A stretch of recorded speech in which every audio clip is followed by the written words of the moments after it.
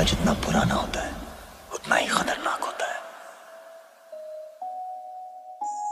इस हीरो को मैं दौड़ाऊंगा, घोड़ा भी हीरो बनेगा,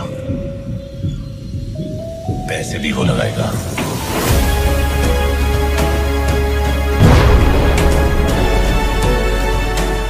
प्रॉपर्टी में नहीं मिला हिस्सा और ऐसे ही कहानी से जुड़े तमाम इंटरेस्टिंग फैक्ट्स जानेंगे हम अपनी आज की इस वीडियो में। So hello and welcome friends to today's video. मैं हूं अंजलि और आप देख रहे हैं पॉलीगैट स्टूडियोज।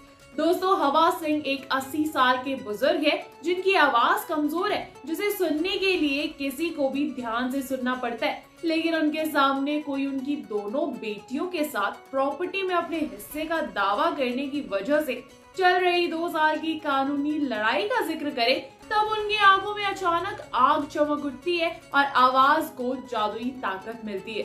मेरी बेटियों को पूर्वजों की जमीन देने का तो कोई सवाल ही नहीं है। मैंने इसे अपने भाई के पोते के नाम पर लिख दिया है ताकि ये हमारे परिवार के पास ही रहे। हवा सिंह के पास अपने गांव ढकला की पंचायत का साथ भी है और एक जमीन में हिस्सेदारी मांगने की वजह से उसने अपनी दोनों लड़कियों से भी नाता तोड़ लिया है, जिनका अब गांव में स्वागत नहीं है। हवा सिंह का कहना है कि उन्होंने परिवार को शर्मसार किया है और पूरे गांव में मेरे सामने ही मेरी प्रतिष्ठा कम कर दी है।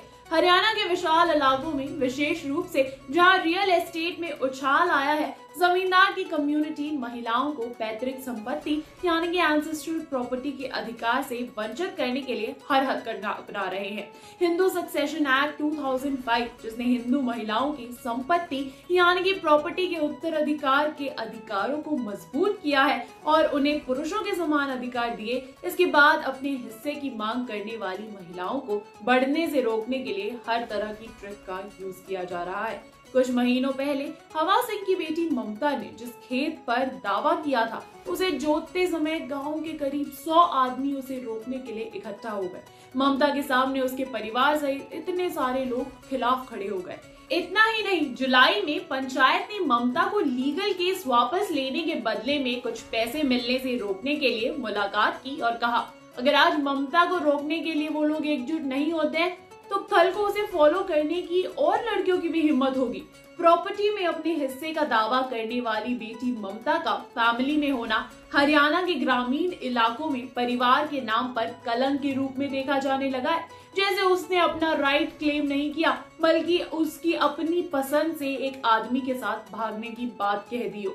ये दोनों बात पंचायतों के लिए अभिशाप इसीलिए भी है क्योंकि दोनों के बीच एक कनेक्शन है। गांव के लोगों के हिसाब से एक लड़की जो अपना पति चुनने के लिए समाज के खिलाफ जा सकती है, वही कॉन्फिडेंस उसे विरासत में अपने हिस्से का दावा करने में भी लगेगा।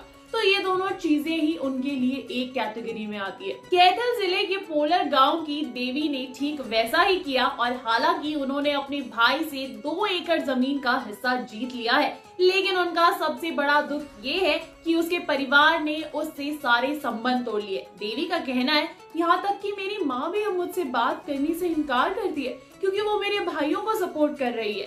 कानून मेरे साथ है, लेकिन मेरे परिवार को लगता है कि मैंने कुछ गलत किया है। ममता के पिता ने तब से प्रॉपर्टी को अपने पोते के नाम पर ट्रांसफर कर दिया है ताकि वो या उसकी बहन अपने अधिकार का दावा करने के लिए कोई भी कदम ना उठा सके।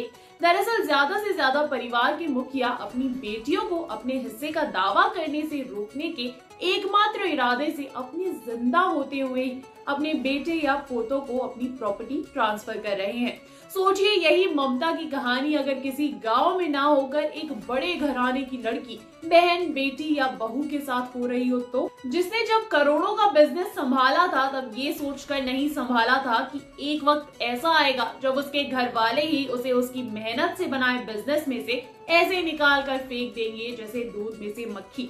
क्योंकि ये सिर्फ एक गांव वालों की सोच नहीं, शहर के पढ़े लिखे लोगों की भी हो सकती है, पर क्योंकि आज की नारी पड़ेगी सब पर भारी और ये उन सबको तब समझ आएगी जब वो नारी उनकी इस रेस में उतरेगी भी और रेस को जीतेगी भी।